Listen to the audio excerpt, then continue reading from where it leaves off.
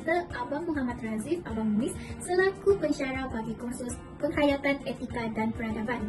Saya, Ashira binti Muttalib, nombor matriks BP21110267 dari Seksyen 10, bersama adik kumpulan lain, akan membentangkan tajuk yang telah kami peroleh, iaitu sebab penyebaran berita palsu menerusi media massa dan cabaran untuk mengekalkan kesepaduan nasional.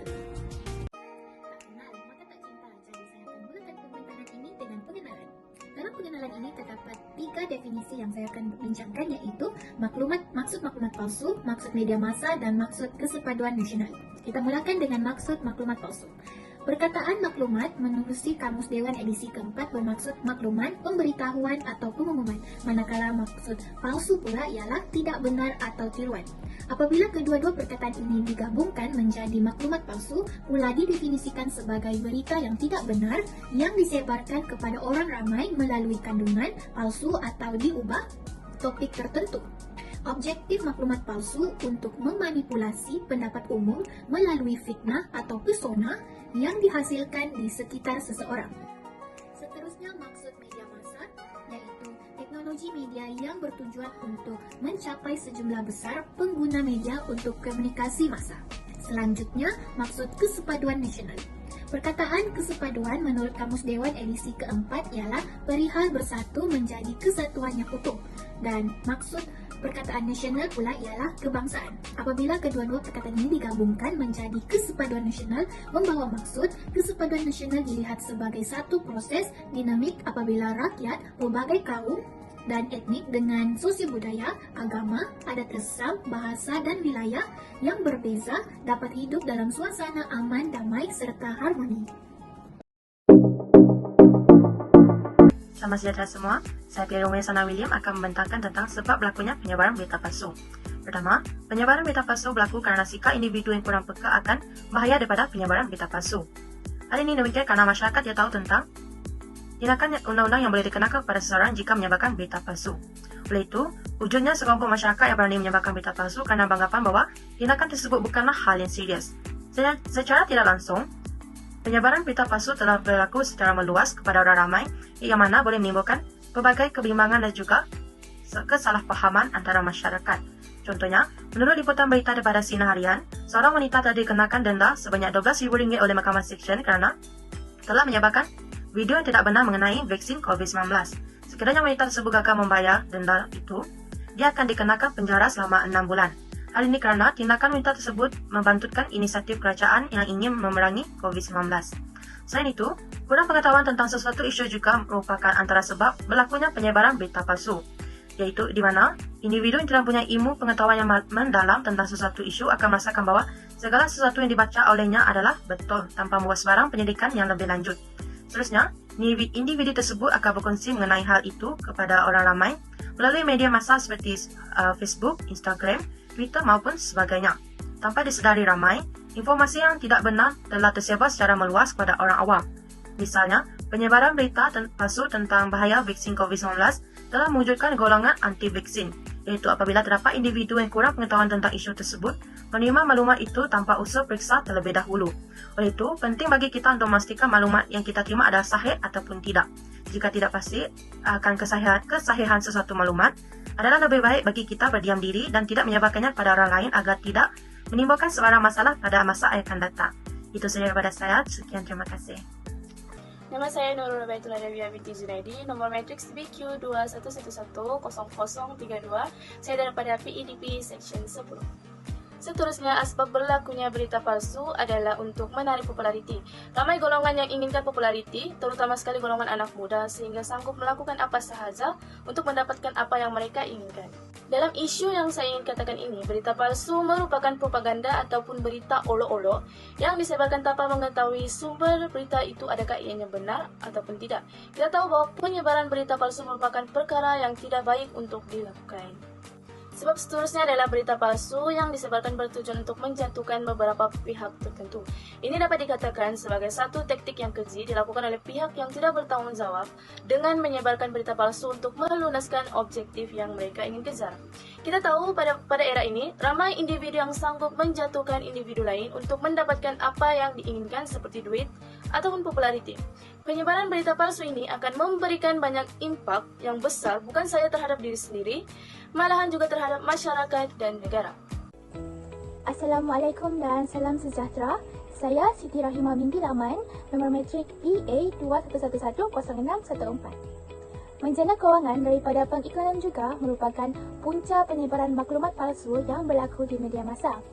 Seperti yang sudah kita ketahui, dunia digital merupakan tempat ataupun sumber yang luas di mana seseorang itu boleh menjana pendapatan yang lebih tinggi berbanding di luar. Taraf hidup yang semakin meningkat menyebabkan ramai orang tidak melepaskan peluang untuk menjana pendapatan dalam talian yang lebih mudah berbanding pekerjaan di luar sehingga menyebabkan berlakunya penyebaran maklumat palsu. Antara cara untuk menjana kewangan daripada media massa adalah seperti melalui YouTube dan penulisan blog. Melalui penulisan blog-blog, individu itu boleh menjana pendapatan yang tinggi dengan hanya memasukkan pautan iklan ke dalam blog mereka. Setengah penulis blog yang hanya mementingkan wang ringgit ini sanggup untuk menulis maklumat palsu yang tidak diketahui sumbernya untuk dijadikan sebagai isi kandungan blog mereka supaya kelihatan lebih menarik. Penyebaran maklumat palsu ini juga boleh berlaku apabila penulis blog mahupun orang awam berkongsi pautan blog ke laman sosial mereka seperti Facebook, Instagram, WhatsApp dan sebagainya. Isi kandungan blog yang mudah untuk diakses oleh orang awam dengan hanya menggunakan telefon bimbit ataupun komputer riba juga menyebabkan maklumat palsu boleh disebarkan dengan mudah kerana orang awam dapat melihat dan membaca isi blog dengan menekan pautan-pautan iklan yang terkandung di dalam blog mereka dengan mudah. Meneruskan pembentangannya berkaitan dengan sebab berlakunya penyebaran berita palsu, isinya kelemahan kerajaan.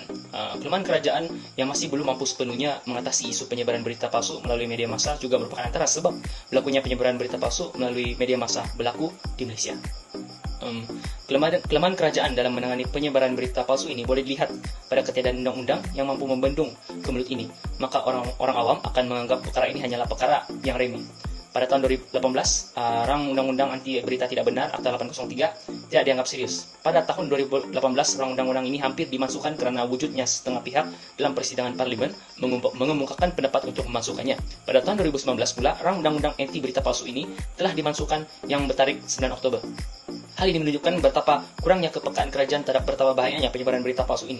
Disebabkan kelonggaran yang diperlihatkan dalam undang-undang berkaitan dengan penyebaran berita palsu ini, maka ia telah menyebabkan berlaku lambakan penyebaran berita palsu yang menimbulkan perasaan panik pada seluruh lapisan masyarakat. Sebagai bukti kepanikan yang berlaku yang melanda berkaitan dengan COVID-19 di Malaysia akibat daripada penyebaran berita palsu oleh orang yang tidak bertanggungjawab. Seterusnya adalah kelemahan kerajaan yang kedua yang lain yang boleh dilihat pada kurangnya keberkesanan dalam menyebarkan laman sesawang yang mampu membantu netizen untuk membezakan antara berita palsu dan berita benar. Misalnya laman sesawang sebenarnya.my yang mampu membantu mengurangkan penyebaran berita palsu. Akibat daripada ketidakberkesanan penyebaran laman sesawang ini, ramai orang awam yang hanya menggunakan spekulasi mereka saja untuk membezakan berita palsu dan berita yang benar. Selain itu, dalam menangani penyebaran berita palsu ini, kerajaan terpaksa menghadapi satu lagi masalah atau isu berkaitan dengan internet secara luasnya menggunakan kaedah yang diprogramkan untuk mempelajari apa saja yang diingini oleh pengguna. Kaedah tersebut dikenali sebagai kaedah algoritma. Akibatnya berlaku kesukaran untuk memastikan sama ada setengah berita itu betul atau palsu. Sekian.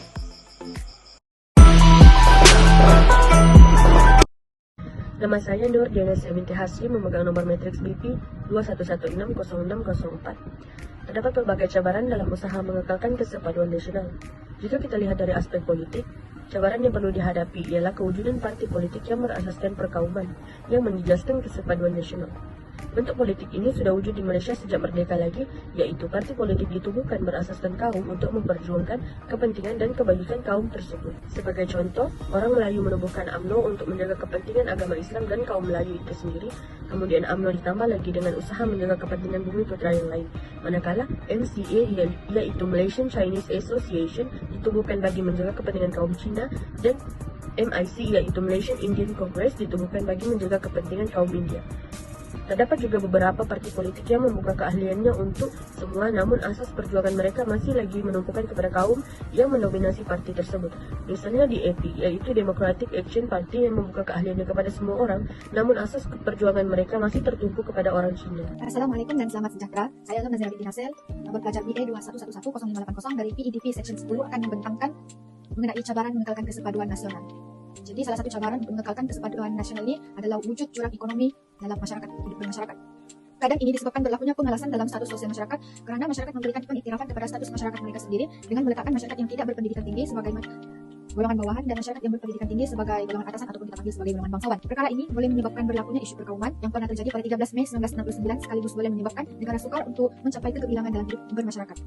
Jadi menurut Muhammad Ayub Abdul Razid dalam Berita Harian 2015, beliau menyatakan bahwa perpaduan haruslah dititikberatkan dalam berbagai aspek yang menjadi perbincangan lah supaya masyarakat dapat menikmati kebaikan dan keuntungan daripada perkara tersebut. Jadi jika perpaduan tidak dapat dikekalkan, maka susah untuk pemimpin untuk membuat keputusan karena banyak hati yang perlu dijaga dan perlu mengkaji isu perkauman yang timbul untuk memastikan masing-masing mendapat keuntungan.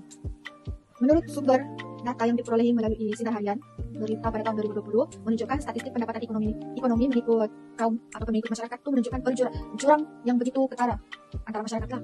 Dengan meletakkan Cina sebanyak 8,7%, manakala masyarakat India sebanyak 5,5% dan masyarakat Bumi Putra sebanyak 3,3%. Jadi perkara ini berpotensi untuk mencetuskan perasaan tidak puas hati dalam kalangan masyarakat karena masyarakat mungkin beranggapan bahwa pentadbiran negara ataupun pentadbiran kerajaan dalam sektor ekonomi dijalankan secara berat sebelah. Namun jika kita teliti dengan lebih kita perhatikan dengan lebih teliti, sebenarnya masyarakat Cina ini mereka bijak untuk mengambil peluang lah untuk membangunkan pendapatan ekonomi keluarga mereka. Jadi mereka mengambil inisiatif dengan membuka sektor, mereka membuka perniagaan, sebuah perniagaan untuk membantu untuk meningkatkan pendapatan ekonomi negara. Jadi perkara tersebut bukan saja memberikan keuntungan kepada mereka, tetapi sekaligus juga memberi keuntungan kepada negara lah, karena mereka secara tidak langsung melibatkan diri dalam sektor ekonomi negara lah gitu. Jadi berbanding dengan masyarakat kita Bumi Putra nih maupun masyarakat India, sangat bertentangan lah dengan masyarakat Cina. Masyarakat Bumi Putra nih mereka hanya mau, kalau kita dalam bahasa kasar, mereka hanya mau disogok, disuap begitu. Mereka hanya melibatkan diri dalam bidang pekerjaan jika bidang pekerjaan itu telah disediakan. Mereka tidak berani untuk mengambil risiko lah, untuk membuka perniagaan sendiri, untuk menguruskan perniagaan sendiri, untuk mencari pendapatan sendiri. Mereka tidak mempunyai kekuatan lagi untuk berbuat sedemikian. Jadi ada juga segelintir masyarakat yang hanya mengharapkan bantuan daripada kerajaan, seperti bantuan rakyat Malaysia yang kita kenali sebagai BRIN dan bantuan-bantuan yang lain. Jadi mereka tidak mau melibatkan diri dalam bidang pekerjaan itu. Mereka kalau kita dapat klasifikasikan mereka sebagai individu yang pemalas lah. Jadi wujud jurang ekonomi ini merupakan salah satu cabaran lah untuk mengekalkan kesepaduan nasional dalam hidup bermasyarakat. Jika perkara ini tidak diselesaikan sesuai dengan kepentingan hidup bermasyarakat, maka negara akan mendapat impak yang negatif akibat isu tersebut lah. Oleh itu, semua pihak haruslah bekerjasama dan berpikiran terbuka untuk mengelakkan sebaran isu tercetus lebih lagi dalam isu perkauman. Kerajaan perlu giat melakukan kajian ataupun mencari inisiatif untuk membantu rakyat lah supaya dapat memenuhi keperluan setiap masyarakat tanpa mengambil kira status quo masyarakat. Sekian daripada saya, terima kasih. Assalamualaikum, saya Ifa Atira binti Abdul Mumin. Nomor kami matriks PA 21110188 ini membentangkan tentang cabaran kesepaduan nasional dari aspek sosial, yaitu ketidakfahaman atas resam dan budaya kaum lain. Ianya terdiri daripada 3 isi utama, yaitu yang pertama tentang perbezaan budaya. Perbezaan budaya terdapat dari segi perbezaan adat istiadat, agama dan juga bahasa. Isi kedua, kurang bergaul dengan kaum lain. Kenapa? Ini kerana berlakunya jurang komunikasi, yaitu masalah yang utama yang bermaksud perbezaan bahasa. Selain itu, sikap rasis yang menebar sehingga melahirkan prejudis yang bermaksud sikap berburuk sangka terhadap sesuatu kaum atau bangsa lain. Isi yang ketiga ialah kurang mengambil berat tentang sensitiviti kaum lain, yaitu kurang waspada, seperti contoh di mana kita melakukan tindakan yang boleh menimbulkan rasa kurang senang terhadap bangsa lain. Selain itu juga sering mempersoalkan tindakan kaum lain. Contohnya, ada setengah individu yang mempersoalkan tentang tindakan kaum Cina yang membakar wang neraka. Padahal kalau dari segi agama mereka itu, bagi mereka itu adalah mereka punya budaya. Sekian, terima kasih. Kesimpulannya dapat disimpulkan secara keseluruhannya bahwa faktor utama penyebaran maklumat palsu ini berpunca daripada diri kita sendiri yang cuba untuk memenuhi kehendak dan memuaskan kemahuan sendiri yang dibuat secara salah. Isu ini boleh menyebabkan keharmonian dan kesepaduan dalam negara terjejas sekiranya terus berleluasa. Terdapat juga beberapa cabaran dalam mengekalkan kesepaduan nasional, terutama dari segi politik, ekonomi, dan sosial. Oleh itu, semua pihak perlu bekerja sama dalam mengatasi cabaran yang berlaku agar masyarakat di Malaysia dapat membentuk sebuah masyarakat yang hidup dalam keadaan yang harmoni dan bersatu padu. Itu sahaja dari kumpulan kami. Sekian, terima kasih.